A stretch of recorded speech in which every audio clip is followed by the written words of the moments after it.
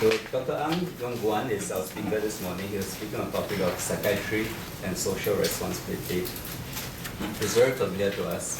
3 years ago, we invited him to speak to us at our department gathering, and he gave us very inspiring and motivational talk to our trainees. Yeah, he's a very successful psychiatrist in practice at Caregivers Medical Center, and he's been able all these many years to engage the media very actively. Yong Guan was previously the chief psychiatrist in the SAF before he retired at a very young age, 45. I think SAF that's our typical age, and he went on to private practice in spite of all the efforts to cut him into institutional practice. Yeah, and he's very involved in social issues, volunteers in many areas of community work, and was a founding member and president of the advocacy group, action group for the mentally ill. He's also stood, as we all know, for the general elections 2011 in the Bukima PMC, and I think he made a very big impact with all his very interesting and passionate speeches. Okay, so without further ado, we'll call on Dr. Ang Yong Guan.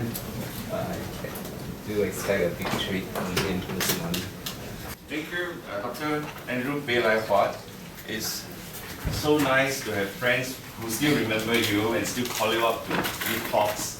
And I have been in institutional practice for 23 years. I was an SF psychiatrist for 17 years. So I thoroughly enjoy my life as a military psychiatrist, and enjoying even more as a private psychiatrist at Paragon Medical. This topic is very dear to me. I'll cover ethics and social responsibility. What's the difference? And what have local psychiatrists done to promote social responsibility, both as individuals as well as collectively? And what else can we do to promote social responsibility? We'll wait for the technician to bring the speakers here. But let me tell you a little bit about Sidney Block. Sidney Block is a professor of psychiatry at University of Melbourne. And in this video clip, he talked about psychiatry as a three-legged discipline. The scientific leg, the artistic leg, psychiatry being a science as well as an art, and the ethical leg. So we talk about the third leg as the ethical leg. And the ethical leg is very important. Without the ethical leg, you can't do scientific work well. You can't do well as a psychiatrist. And we'll listen to the tape later. But as early as 30 years ago, he actually co-authored a book, Russia's Political System. And what is fascinating about this book is that I bought it in the year 1980, way before I became a psychiatrist. 1 year after I graduated. It shows the interest in psychiatry and politics was there. Political hospitals, both medicine and politics. And it is about the abuse of psychiatry in Soviet Union. So you need people to come out and talk about such topics. And essentially, the essence of this book is that political dissidents in Russia were diagnosed to have schizophrenia, in inverted comma. And they were subject to neurosurgery, and the amygdala was removed.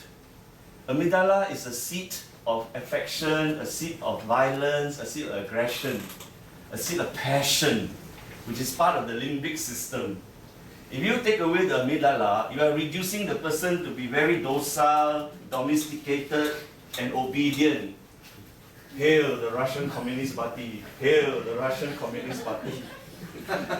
And that was the abuse of psychiatry in Soviet Union at that time. Okay? You can fix that camera.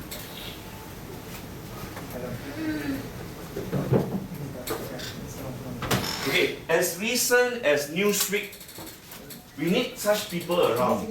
This is Newsweek. We published on the 1st of October, hot from the press. Somebody wrote about it. an oncologist wrote, "I'm sorry, Steve, I wish we had done better." And the entire 2-page article is about responsibility of oncologists to highlight the problem. And what is the problem? 1 in 2 men will develop cancer in America. 1 in 3 women will develop cancer in America. And the third fact is 1 in 4 will die of cancer in America. So it is he felt it is his social responsibility to highlight to Americans. Okay, his name is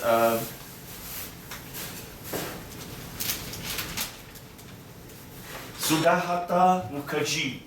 Okay, and the most important is that the Americans spend 144 billion in Afghanistan, and yet they spend only 5 billion on the cancer budget.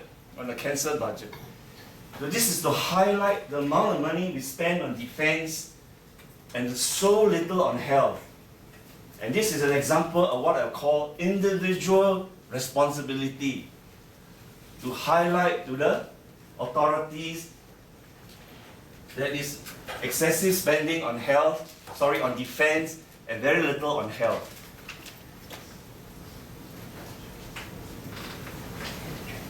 Okay.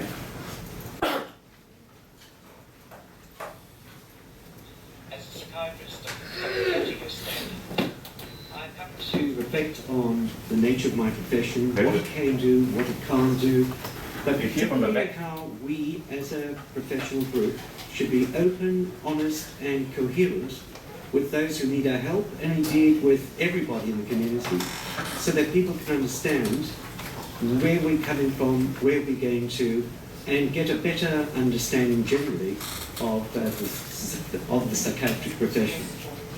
I believe that my profession can do a fair bit to buttress confidence in the community about what we can offer to people. People come up with different images of what psychiatry is about, different icons. My icon is a modest, humble, 3-legged stool. Why do I use a 3-legged stool? Because if it is not balanced with 3 legs that are of equal stature and equal length, then the psychiatrist will fall off that stool. He will lose his balance. And the 3 legs represent 3 important interrelated dimensions of the practice. One is the science. We have to advance scientific knowledge, otherwise we'll be using primitive therapies that we used for centuries. The second is the art of psychiatry. We have to develop skills of empathy and sensitivity so that we can reach patients and their families who are very vulnerable and very needy. And thirdly, the ethics. Without a sense of the moral responsibility we have towards patients and their families, none of the other legs have any place. Okay, that's the 3 legs psychiatry. So what is ethics? Ethics is doing the right thing. That's ethics. Very simple definition. You heard from Professor Sidney Block, is moral responsibility, in contrast to social responsibility. There are ethical guidelines on the practice of psychiatry in Singapore, issued by MOH. You can find it in MOH website. And look at this. No sexual activity with a patient because it's unethical. And we're supposed to behave properly. That's item number 3. Item number 4 is very interesting. When a psychiatrist becomes mentally unwell and is unable to provide competent psychiatric care, it is ethical for another psychiatrist to intercede. This is interesting. This is ethical. That means when we see if Dr. Pei see Dr. Ang is not quite right this morning, it is his duty, ethical duty, to report to SMC. Dr. Ang Yong Guan can no longer practice. Very interesting. This is unethical. This is ethical. It's prescribed what a psychiatrist must do if they see a colleague not behaving well. What is social responsibility? Social responsibility is an example of acting ethically with the interests of society in mind. So the keyword is social, society in mind. That's basically what it is. So symbolically, you can say that ethics is a bigger picture.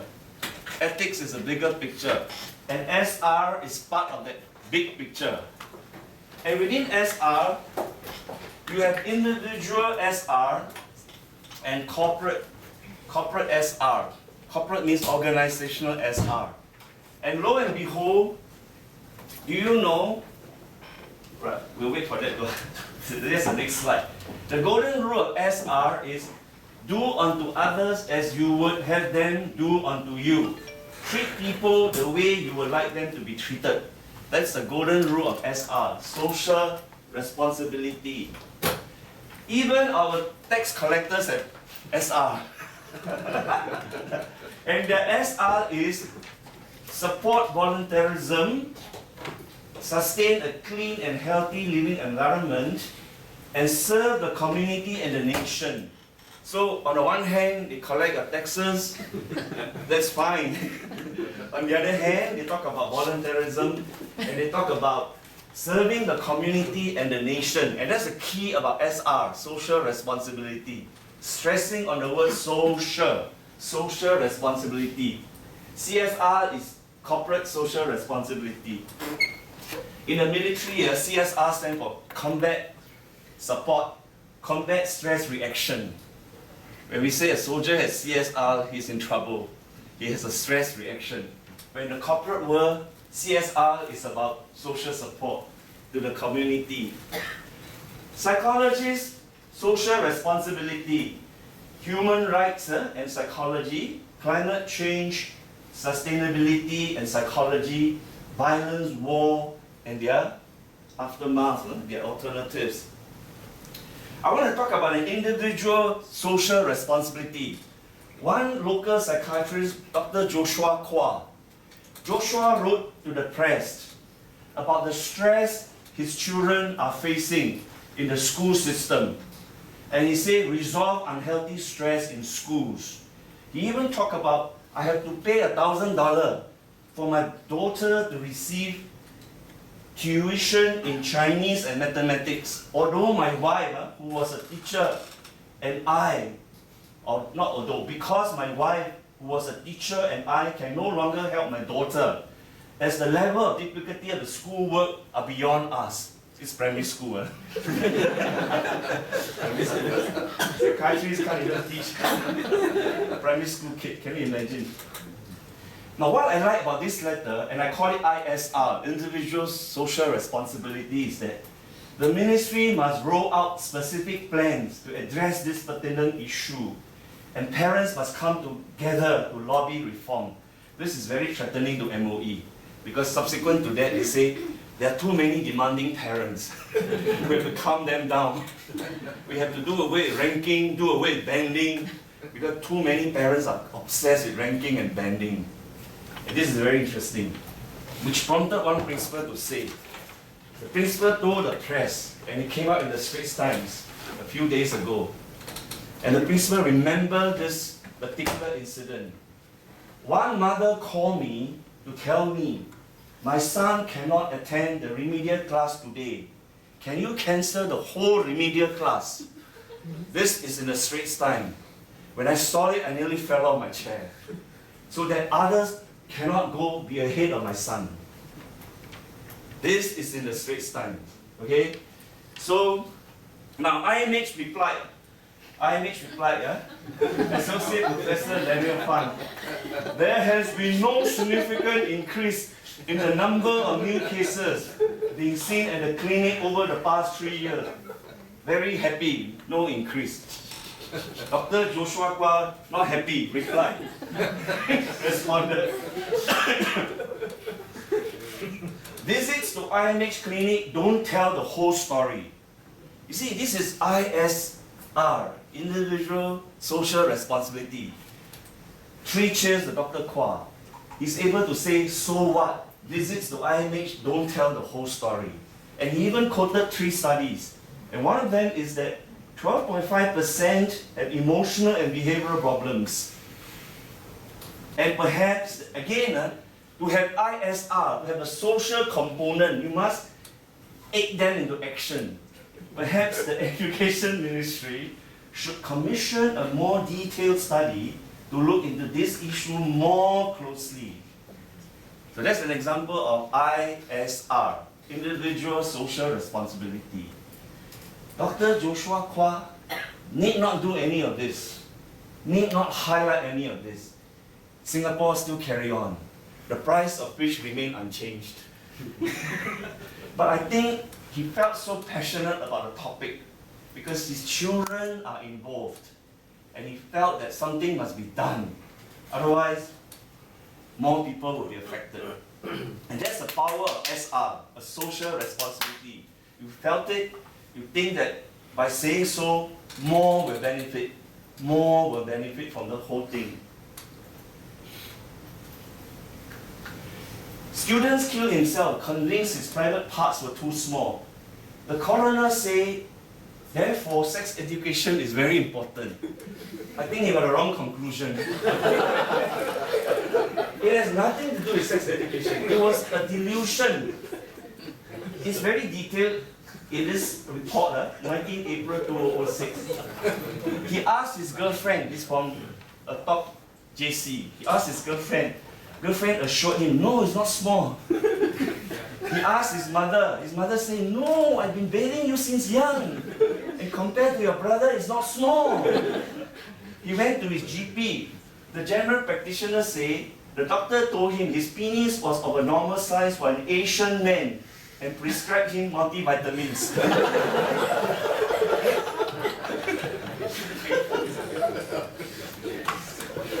What's my point? My point is that I saw this, so I like Joshua Kwa, I had to do something. My ISR, my individual social responsibility. What did I do?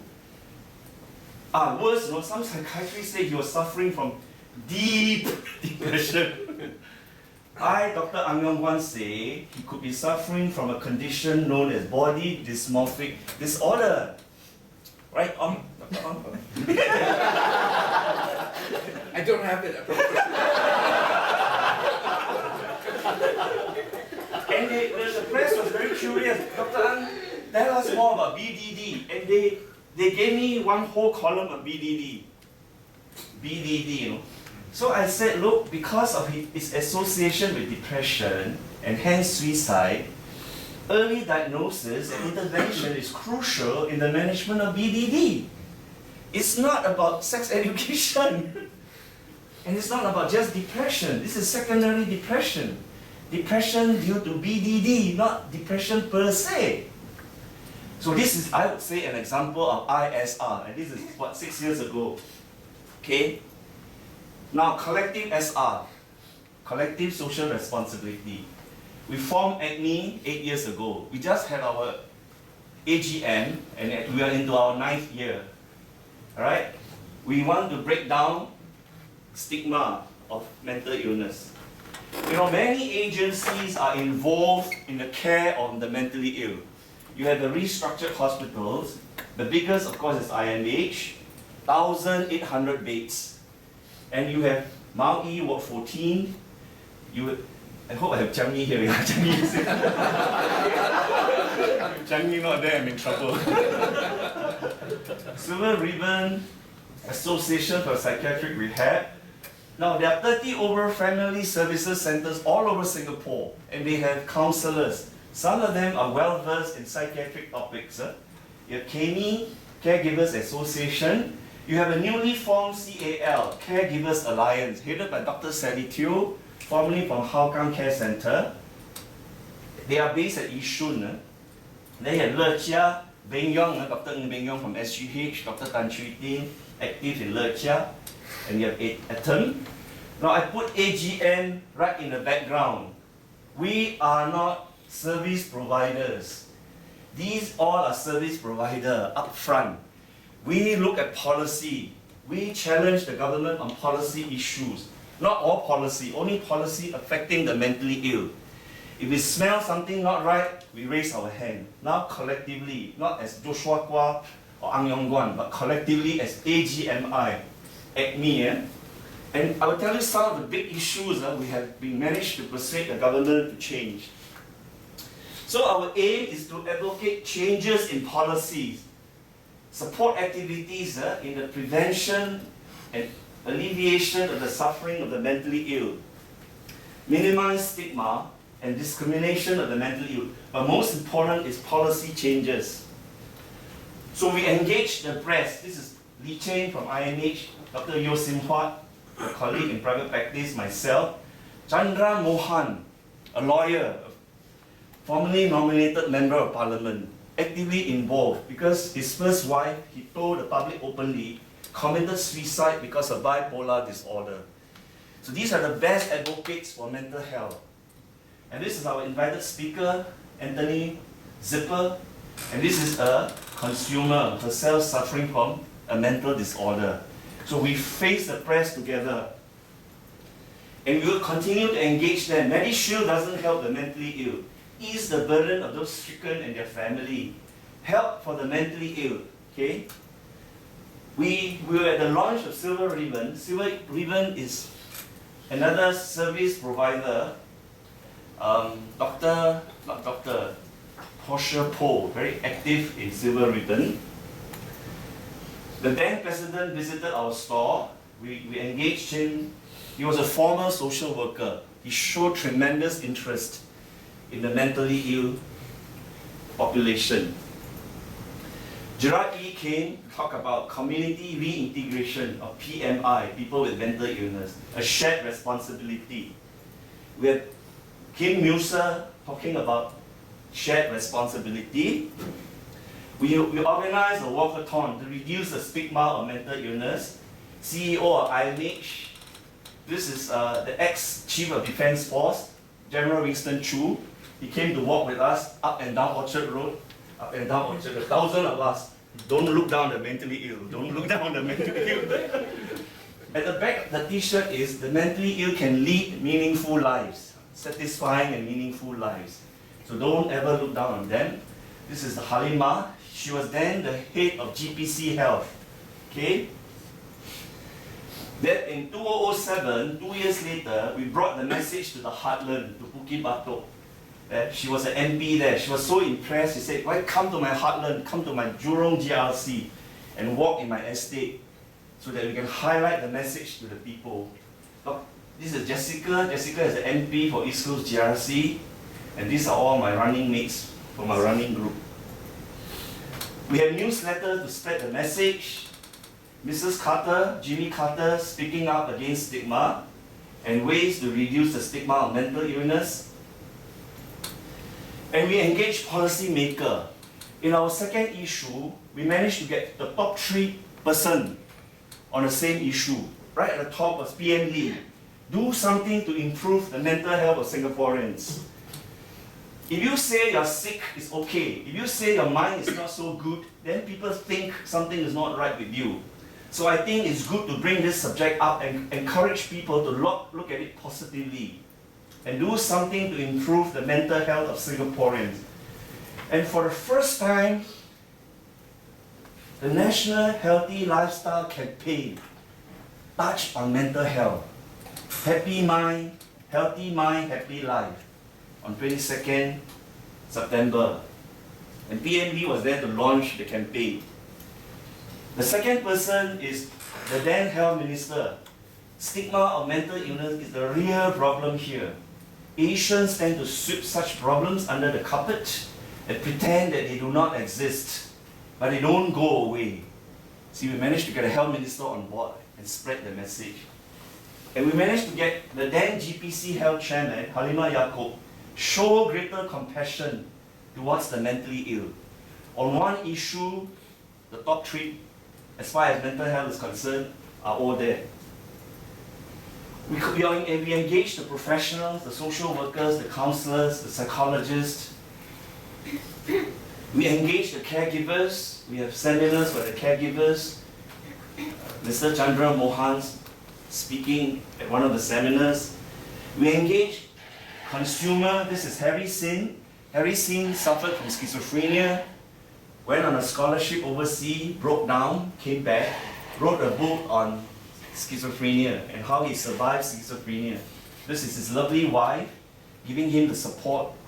This is Rita Go. Rita Go also wrote a book. She herself also had mental illness. Few weeks ago, I saw her obituary in the Straits Times. Dr. Rita Goh. I do not know what's the cause of death, but I saw her obituary in the Straits Times. This too, Anthony Fernandez has been a frequent contributor to the forum page because his wife is suffering, his wife sitting next to him is suffering from schizophrenia. So he wrote actively about the need to do more for the mentally ill. Okay, I have been an advocate of hospital order. Singapore does not have a hospital order. We send all our mentally ill to Changi. So Britain has a hospital order. So I say hospital order rather than imprisonment for offenders who have mental illness, beds instead of cells. This was 2005. I cited one very interesting case. Please bear with me when I tell you about the case. On 9th of May 1989, Madam Lim, aged 25, threw her 3 children and she herself jumped. All her 3 children died. 3 years old, 2 years old, and 3 weeks old. She survived the fall. She was suffering from severe psychotic depression. And because of that, she was not given the life sentence or the death sentence. She was hung. She was jailed for 9 years. Freudian slip. She was jailed for 9 years. In 1992, appealed for release from prison because she had to take care of her aged father. She said in the Court of Appeal, when I committed the offense, I did it on impulse. Okay, that means I wasn't sure what I was doing. She broke down and was unable to carry on. The then Chief Justice Yong Pang Hao said in upholding the 9-year prison, this is the saddest case this court has heard. But in the absence of any provisions to make hospital orders, that means the Chief Justice knows we don't have hospital orders. I cannot send her to hospital. We will have to let her remain in prison. Here is CJ saying we don't have hospital orders. Too bad. You have to continue in prison. She lost her appeal. She went back to prison, but she was released because of good behavior. Instead of 9 years, it's 6 years. She succeeded in killing herself a few months after release from jail. So this is very sad. I illustrated this case to show the need for hospital order. Journalist Tan Sai Siong wrote in the Straits Times, instead of continuing to send this category of criminals to prison, should something not be done to give the courts the power, which they do not have now, to order them to be put into a hospital? You see, we raise awareness. We raise consciousness. We activated a Straits Times journalist to sing the same tune. That is the meaning of CSR. That's the meaning of SR, social responsibility. That you don't just send them to the cells, you send them to the hospital beds. Then, I reiterated in the main Straits Times, Dr. Ang Yong Guan said, we remove the notion that mentally ill patients are dangerous people. In a way, we help to destigmatize them. Because they have illness, they need to go to hospital and not to prison. And this was October 29, 2005. Recently there was a case, very interestingly, the judge said you go to jail first, then you go to mental hospital. You go jail first, after that you go mental hospital. Why can't the two be the same? The same place. Food for thought. The community court was set up in notice 2006. After we make so much noise, they set up the community court. It doesn't matter. No credit was given to us. No credit. They just say, well, other countries are doing it. It's time that we do it. But I think we do play a part. ACME was formed in 2004. We make so much noise in 2005. They came out with a community court. It's a brilliant idea. People with mental illness, people who are mentally handicapped, are all heard in this court, in this community court. So the judge is a bit more considerate, a bit more mindful that the accused is suffering from a mental disorder, either mental handicap or mental illness. And that is the beauty of advocacy. And that is the beauty of social responsibility. 2 years later, in 2008, the magistrate, Mr. Richard Magnus, the chief magistrate, was so happy that he invited us, ACME, to have a joint symposium with their lawyers. Interface between psychiatry and the law. The community court 2 years on. So they even have a district judge, Bala, ready to talk. And you have Joseph Osawa. I invited Lim Yuan Jun, a consultant psychiatrist from Raffles, a forensic psychiatrist, to talk as well. And the senior minister of state, Associate Professor Ho Peng Yi, came to open the whole symposium. And the chairperson was Dr. Ang Yong Guan. I chaired the entire thing. Again, it's the interface. Okay, it's the pride that people are interested in you. You know where this thing was held? In the sub-court auditorium. Wow, I was so happy to walk into the sub-court. Not as an accused witness, but as a chairman.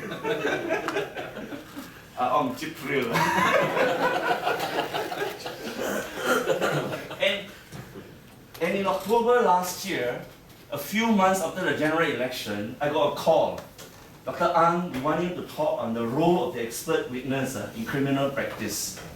I said, you sure you get the right Dr. Ang? Post GE 2011. You sure you get the right Dr. Yeah, you're Ang Yong Guan, right? Yeah, Ang Yong Guan, we want you. And this is a paradigm shift in Singapore. Never mind which party you come from, as long as you speak the truth, adhere to the truth, and you want the best for Singaporeans, people will notice you. So I came, I talked about a new paradigm. I talked about 5 issues facing psychiatrists, but only 2 issues overlap with social responsibility. I will tell you the 2 issues. First issue, the perception that the private psychiatrist is a hired gun. The best are in Woodbridge and the IMH. The rest are all hired guns. People pay us millions to write a report. They think we're all the back and calling of our patients. Hired guns, not us, say private psychiatrists. Okay? Alright, this was 2009. Dr. Ang Yong Guan, a former psychiatrist for the Singapore Armed Forces, who's now running his own clinic, said, the quality of the psychiatrist should be measured by how objective and how thorough he is, and not by where he's practicing. Where he's practicing is secondary, it's the quality of the psychiatrist. And the court is about truth, objectivity, justice, right and wrong. It's not about where you practice. So the report need not necessarily come from IMH.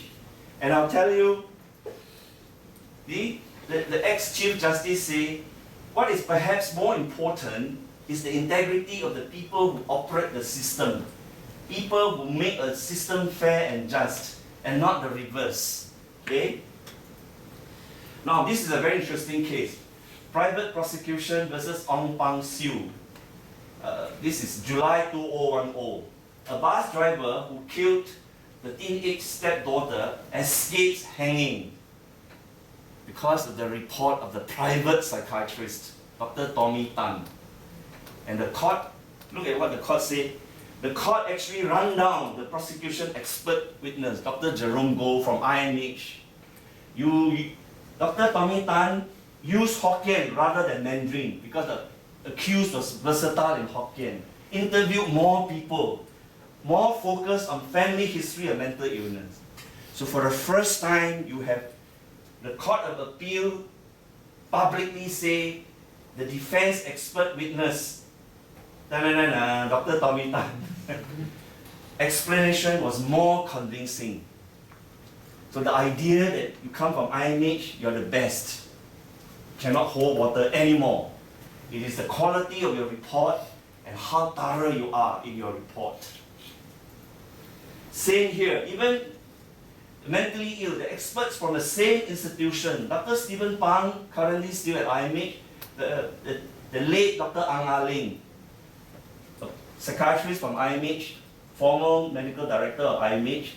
In this case, Naidu's case, again they can differ. My point is that even you are from the same institution, you can still disagree. So the idea that you come from IMH, you're the best, is questionable. Okay? Now, social responsibility, M. Ravi's case. Is it right for the Law Society to insist that he sees an IMH psychiatrist? That's what they are saying. He has already seen several psychiatrists. Dr. Kelvin Phones is one. He wasn't happy with him. He got himself admitted to Mount E. He saw Dr. Winslow. Dr. Winslow, all in the paper, nothing confidential. And Dr. Winslow said he was hypomanic. Why is there a need for another round of psychiatric assessment? And bear in mind, Dr. Winslow was from IMH, not so long ago. Many of us had to come from private institutional practice anyway, before we become private practitioners. So this is a case, and so how motivated are we to write the Law Society and enlighten them, educate them on two counts? Why IMH? What about restructured hospital? What about Changi General Hospital?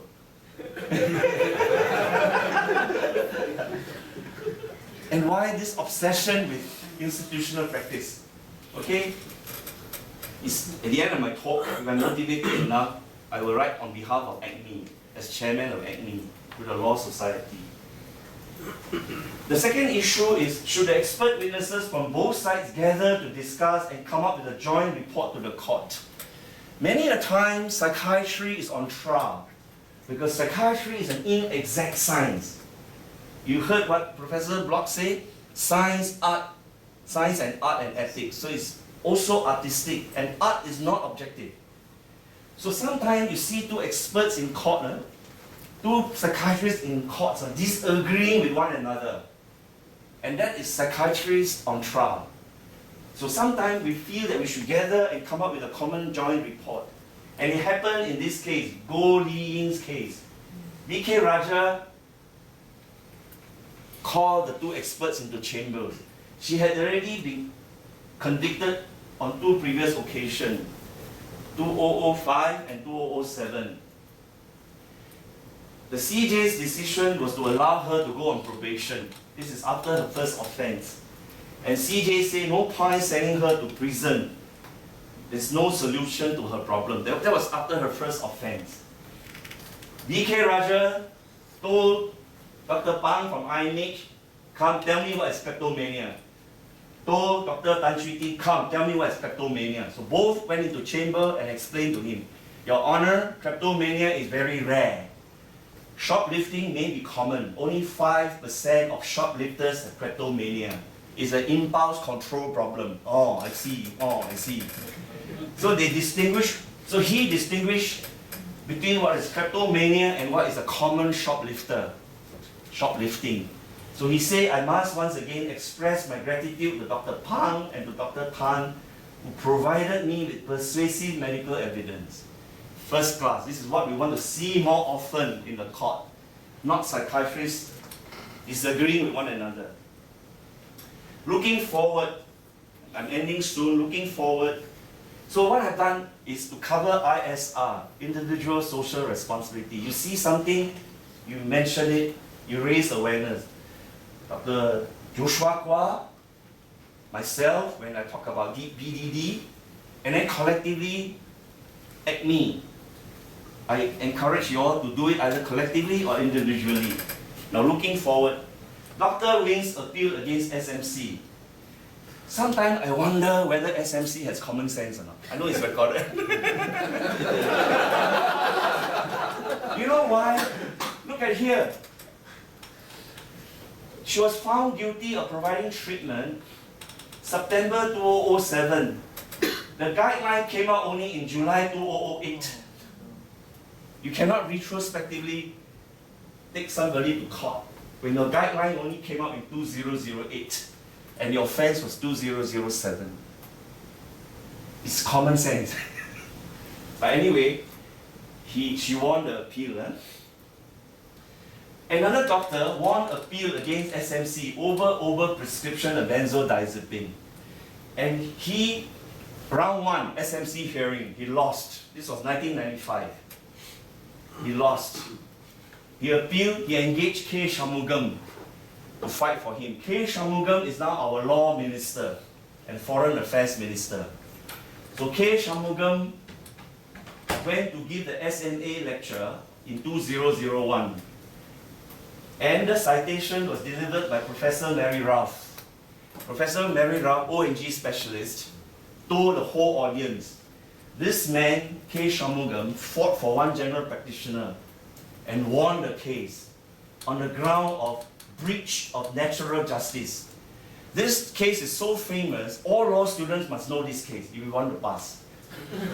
If you want to score a distinction, you have to read more into this case. Because it's called breach of natural justice. Now let me explain what is breach of natural justice. Okay, what happened? In 1995, MOH went to this doctor's clinic, confiscated 14 records, and accused him of over-prescribing. Okay? Then at the hearing, the one presiding over the hearing was the one who went to arrest him, who ordered the arrest. He was the acting director of medical services. You're shaking your head, right? This is breach of natural justice. Dr. Kwa Sumbi was on leave. Dr. Chew Chin Hin took over as acting director of medical services. As acting director of medical services, he ordered the raid of the clinic. And after ordering the raid of the clinic, he presided over the hearing. And that's called breach of natural justice. You cannot preside. And only he spotted this, When he took over the case, he said, this is breach of natural justice. You cannot arrest someone and preside over his hearing. I decided, okay, point number one, this was 1995. I was still with the SAF. He went to the whole of Singapore to look for a psychiatrist to help him in his defense. Nobody wanted to help. He came to me, he said, Ang Yong Guan, you have to help me. You're the last one.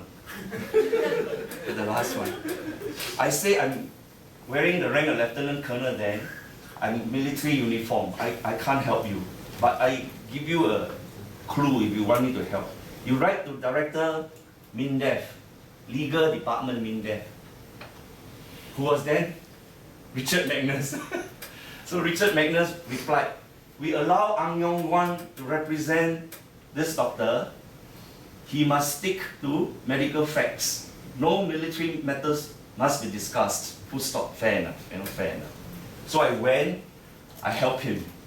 Of the 14 records, it was very clear he was keeping very good records. And even he listed 13 reasons why his patient don't want to see psychiatrists. You know, MOH is obsessed with this idea. The moment you refer a patient to see a psychiatrist, your job is done. The psychiatrist takes over. Psychiatrist can prescribe benzodiazepine, it's fine. But you are a GP. Have you discovered his real problem? If you haven't, you must refer to a psychiatrist.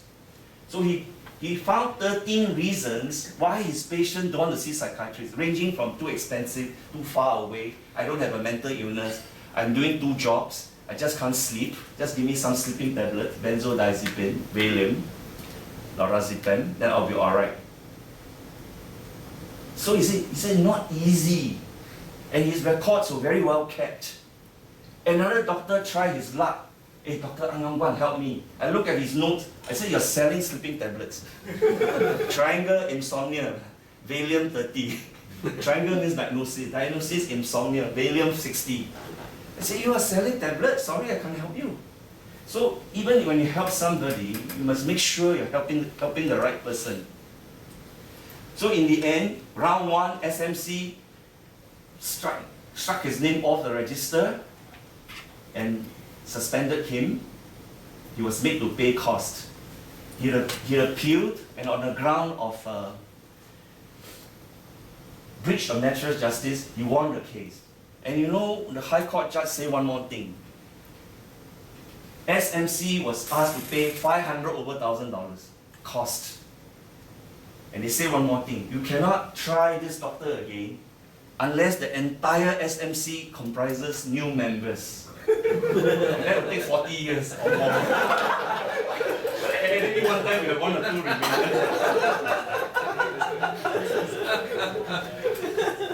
This doctor is so grateful. It's ISR, Individual Social Responsibility. I got nothing to gain. I was collecting pay. I wasn't a hired gun. But I thought it was important to help him to survive round 1, then he can appeal to go round 2. At the hearing, they asked me, Dr. Ang, this was 1995, 17 years ago. What do you see is a solution to this problem? I say we need to have a central registry. At that time, no computer, no internet yet. Not so rampant then. We need to have a central registry. Can you explain how it works? I say if I'm a GP, I'm about to prescribe benzodiazepine to this patient, but I'm not so sure whether he has collected from other doctors or not. Because we don't have laws against doctor hopping. You can collect 50 Valium in one morning, 100 Valium in one morning.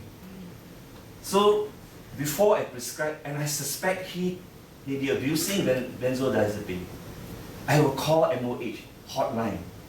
I'm about to give Andrew Pei 60 Valium.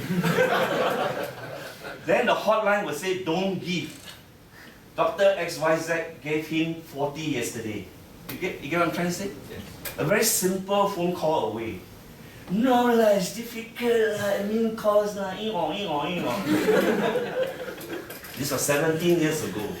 I already came out with the idea of central registry to target at those small group who are abusing BZ. The psychiatrists here who are practicing psychiatry, I can tell you, there are cases of chronic anxiety disorder. They need BZ to live, to survive, to work.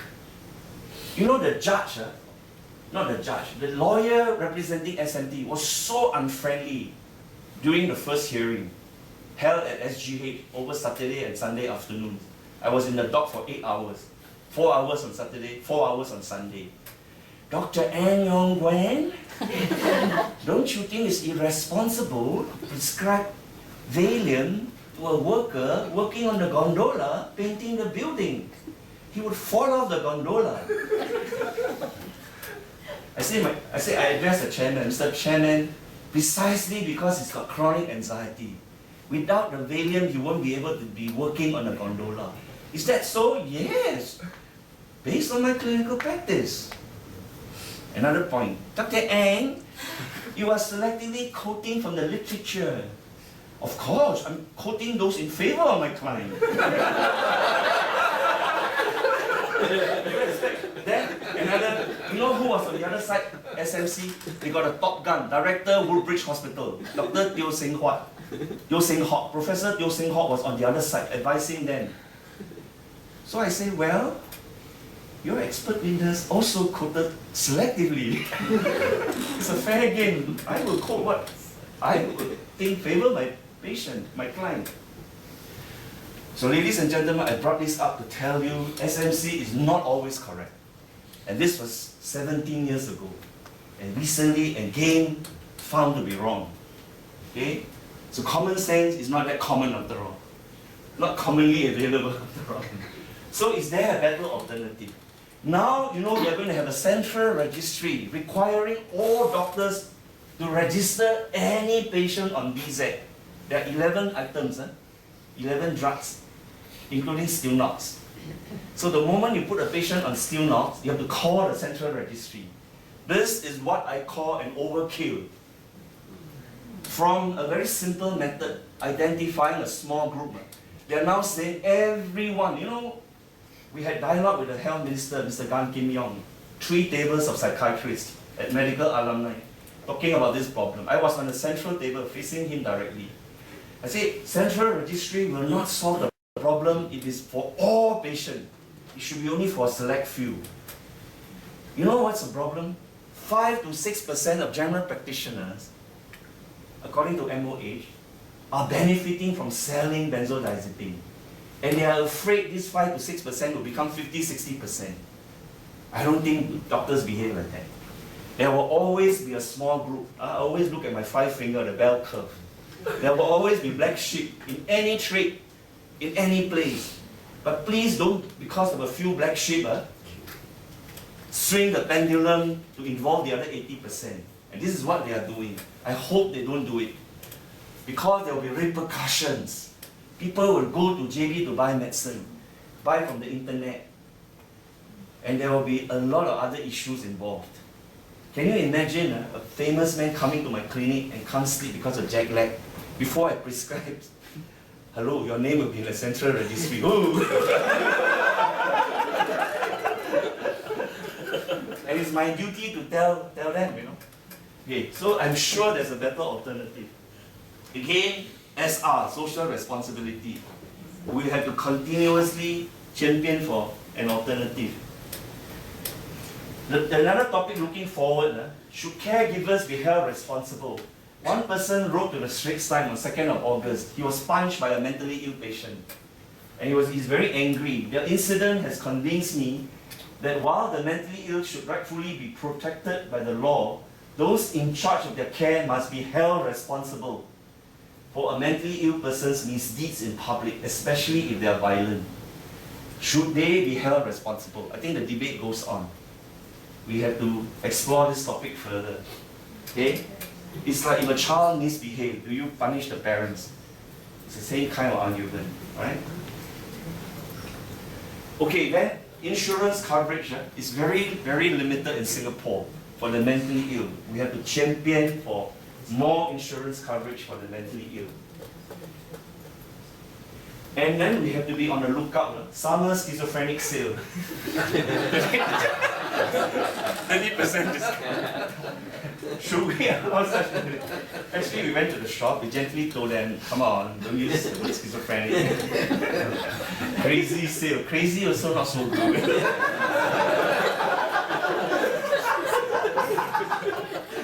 But they were very frank. They changed it. To what? What did they change it to? Big sale.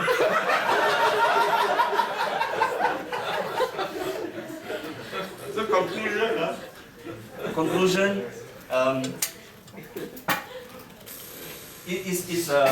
it's an important thing, social responsibility, either as an individual or collectively as a group. And I have a booklet here dealing with devils in the mind. On 18 February 2009, the Straits Times interviewed me, one whole page, but entire page no advertisement. It's very rare, you go and see, sure have advertisement, it's not very rare. Then I talk about stigma, I talk about championing for the mentally ill, I talk about the lack of psychiatrists in Singapore, medical students here. Please consider psychiatry. Very exciting. Lots of things ahead of us. Because the take-up rate is very low. Everybody wants to be an aesthetic surgeon, eye surgeon, surgeon, okay? After you read this booklet, you want to be a psychiatrist. Okay, I thank you very much for your kind attention.